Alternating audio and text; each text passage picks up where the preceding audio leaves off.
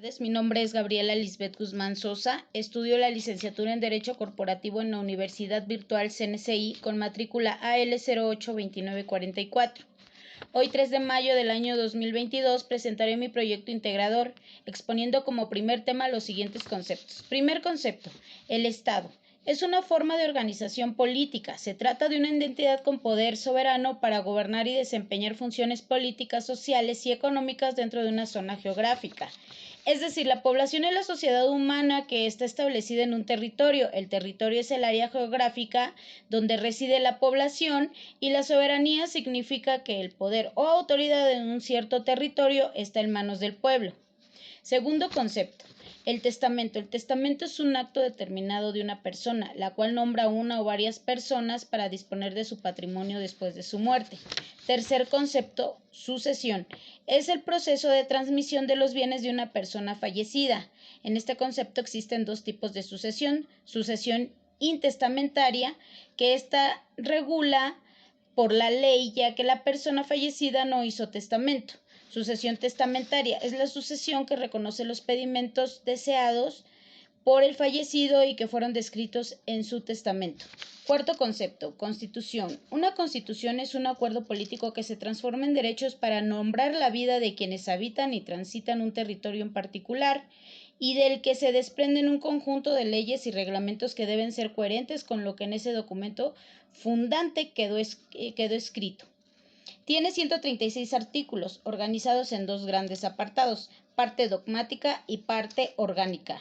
La dogmática comprende los primeros 29 artículos constitucionales, los cuales se están refiriendo a los derechos humanos y garantías. La orgánica regula la estructura del Estado mexicano, que básicamente es una república demócrata y federal. Quinto concepto: garantías individuales. Los derechos humanos en el ámbito constitucional también se les suele llamar garantías individuales, ya que garantizan la protección y cumplimiento de dicho derecho para todos los individuos. Sexto concepto: la soberanía. Se refiere al ejercicio de la autoridad en un cierto territorio, como la facultad del pueblo para autodeterminarse y ponerse límites a sí mismo, y no reconoce ningún otro poder encima de él. Se distingue por dos tipos, que son soberanía interna y soberanía externa. La soberanía interna hace referencia al Estado como la autoridad máxima dentro del territorio. La soberanía externa quiere decir que en el ámbito de las relaciones internacionales se excluye cualquier clase de subordinación y dependencia respecto a estados extranjeros. Séptimo concepto: obligaciones. Una obligación es toda relación jurídica por virtud de la cual una de las partes se compromete firmemente a realizar una determinada prestación a la otra, que, en correspondencia, ostenta un derecho personal o crédito sobre el deudor para exigir su cumplimiento, debiendo además corresponder el sujeto obligado con su propio patrimonio en caso de incumplimiento. Octavo y último concepto: contrato. Es un acuerdo de voluntades en donde dos personas se ponen de acuerdo manifestando su voluntad para celebrar un acto.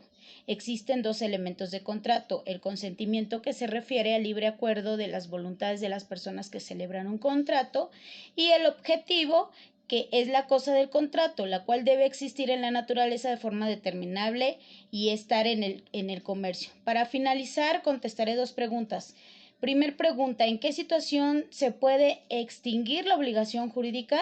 La obligación se extingue por el pago en efectivo, sustitución de una obligación por otra, perdonar una deuda, contrato entre las partes, etc.